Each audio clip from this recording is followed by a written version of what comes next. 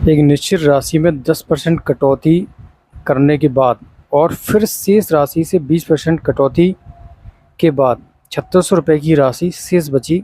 मूल राशि ज्ञात कीजिए।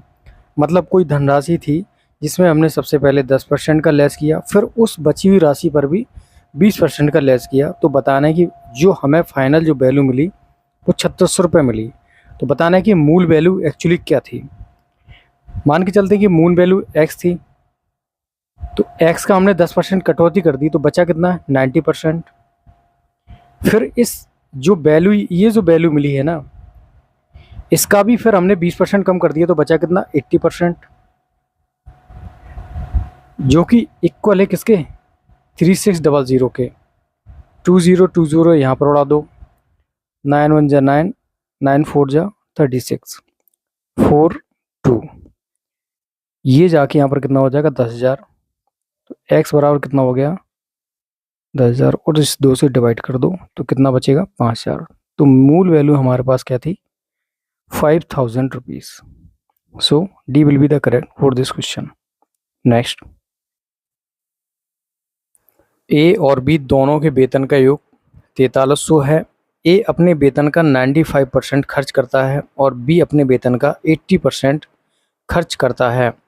यदि उनकी बचत राशियां समान हैं तो ए का वेतन कितना है। अब देखिए समान राशियां क्या दे रखी है, बचत राशियां। तो जैसे कि दोनों का वेतन हम कितना मान लेते हैं 43 रुपीज़ है। ए प्लस बी का कुल मिला के जो वेतन है वो 4300 रुपये है। अब ए का अगर हम एक्स मान लेते हैं तो बी का कितना हो जाएगा 4300 माइनस के एक्स। अब जैसे कि ए का हमने मान लिया है एक्स और बी का मान लिया कितना ये, तो ए अपने वेतन का 95% खर्च कर देता है। तो ए का जो वेतन है वो बचा कितना होगा 5%, और 4300 माइनस के एक्स, बी अपने वेतन का 80% खर्च कर देता है, तो बचा कितना होगा 20%। और ये दोनों बराबर हैं, इनकी जो बचत हैं जो सेविंग्स है वो इक्वल हैं। जब सेविंग्स इक्वल है परसेंटेज से परसेंटेज हटा दो, यहाँ क्या हो जाएगा 5x बराबर 4300 मल्टीप्लाई बाई,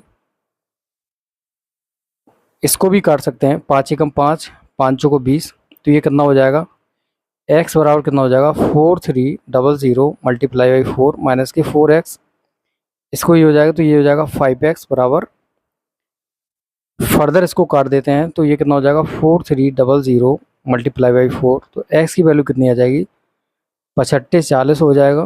फिर 5 का 30 बाई 4, 4 6 24, 2 4 32, 33 34, तो कितना हो जाएगा। पूछा गया है ए का वेतन कितना है, तो ए का वेतन कितना है, ए का वेतन हमने एक्स माना था जो कि कितना है 3440 रुपये। So D will be the correct for this question. Next, किसी परीक्षा में उत्तीर्ण होने के लिए पूर्णांक 33% के बराबर अंक प्राप्त करना आवश्यक है। मतलब किसी परीक्षा में उत्तीर्ण होना है तो पूर्णांक के 33% अंक प्राप्त करना आपको अनिवार्य होगा। एक छात्र को 130 अंक प्राप्त हुए और उसे 35 अंकों से अनुत्तीर्ण घोषित किया गया। परीक्षा का पूर्णांक ज्ञात कीजिए। किसी मतलब 33% हमें चाहिए पास होने के लिए। एक छात्र है जिसको 130 मिल गए और वो 35 अंकों से अनुत्तीर्ण रहा। मतलब 130 और इसमें 35 और मिला देते तो ये पूर्णांक मतलब 33% अंक प्राप्त कर लेता और ये पास हो जाता। तो जो कि इक्वल किसके हो जाता 33% के, क्योंकि यही क्या है पासिंग मार्क दे रखा है। तो 33% की जो वैल्यू है वो कितनी दे रखी है 165। तो 100% की वैल्यू निकाल सकते हैं 165 डिवाइड बाई 33 मल्टीप्लाई बाई 100, ये कितना बार जाएगा 5 टाइम्स। सो 100% की जो वैल्यू आ जाएगी कितनी आ जाएगी 500।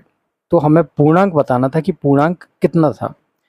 पूर्णांक था 500 नंबर्स का।